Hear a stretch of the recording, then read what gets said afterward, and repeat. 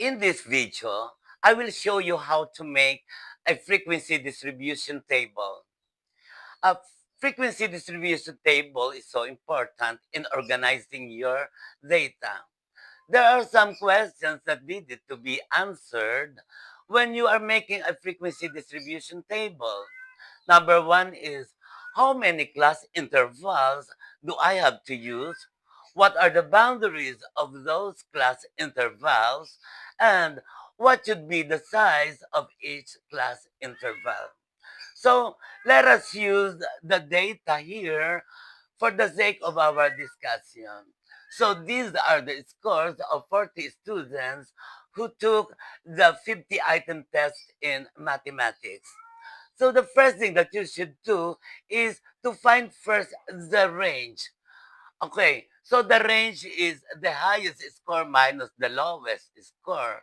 Based from our data, our highest score is 50 and the lowest score is 10. So the difference between the two is 40.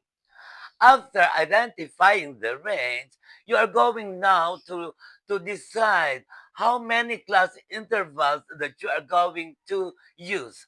So these are the guide on how to select the correct number of class intervals. It is said that if your students are from 40 to 50, you may use 6 or 7 class intervals. But if your students uh, is less than 40 students, so you may use 3, 4, or 5 class intervals. And if it is more than 40 students or 50 students, I mean, you should use 8 class intervals or more, but should not exceed to 15 class intervals. When you have the range and the class intervals, you can now compute for the size of each class interval. And to know the size, it is simply the range divided by the class interval. So our range is 40, and we decided that our class interval is 6. So 40 divided by 6 equals 6.67. Since there is a decimal numbers, we will proceed to the next number, meaning our size will be 7. Okay? So we have now our class interval. And after having the, the size of the class interval, you are going to find the coverage. The coverage meaning uh, the class intervals or the groups that will include the lowest score, which is 10, up to the highest score, which is 50. So to find the coverage, that is simply uh, the class interval times the size. So that is class interval times the size. Okay. And our class interval is 6. And our size is 7. Therefore, that is 42. 42. The coverage is 42. Okay. So let us do it here. 42.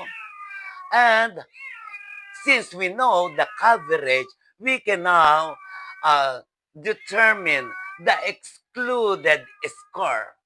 How can we find the excluded score? The excluded score is simply the highest score minus the coverage. So our highest score is 50 50, and then the coverage is 42. Therefore, the excluded is 8. Meaning, when you are going to make the class interval 1, 2, 3, 4 up to 8 will not be included. Okay? So our excluded is 8. Therefore, if 8 will not be included, we will start with 9 in making the lowest group or the lowest class interval. This will serve now as the lower boundary of our lowest class interval. So let us do our frequency of what you call it, the class intervals. Since we know the starting point, we can now make our uh, six class intervals, but we should start from the bottom. Okay, so let us use 9, and then since our size is 7, let us add 7, so that is 16. 16 plus 7 is 23. 23 plus 7 equals 30. 30 plus 7 equals 37. And 37 plus 7 is 44. Okay. So, we can easily determine the right side. Okay. 15. Okay. And then 22. And then 29. And then 36. 43. And then, if the size is 7, what must be here? Of course, it is 50. That's it. If you can notice, the lowest score is included in our lowest class interval, and our upper class interval also include the highest score. So this is now, we will label that as score. And then to make the frequency distribution, in the second column, we will write the tally.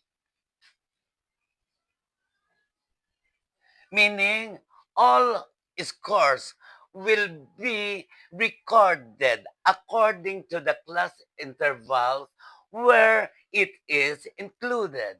Like, for example, 30, let us cross out every one of them so that we will not miss even a single score. So 30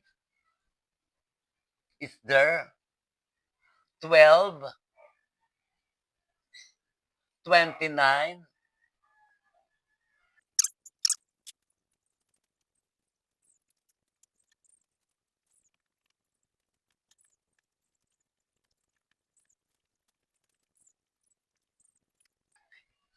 after having the tally, let us find the total of each class interval. So this will not now be our frequency. So this is 3, 6, 8, 12, 8, and then 3. The total of the frequency or the n should be 40. If not, therefore, we are wrong in entering our score in our class intervals.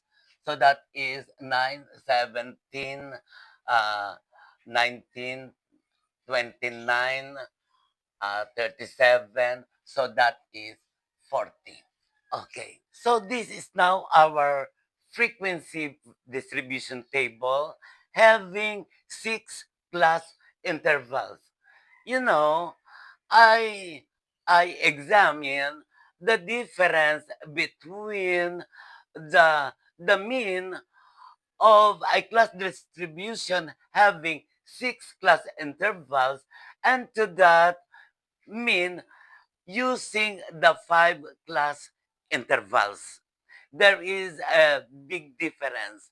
You know, when we will be going to use the 6 class intervals, the mean that will be taken using this frequency table having 6 class intervals is closer to the mean of the ungrouped data or the actual mean. While uh, the mean that I had when I used the frequency table having 5 class intervals, the difference between its mean is a little bit larger than the mean of the ungrouped data.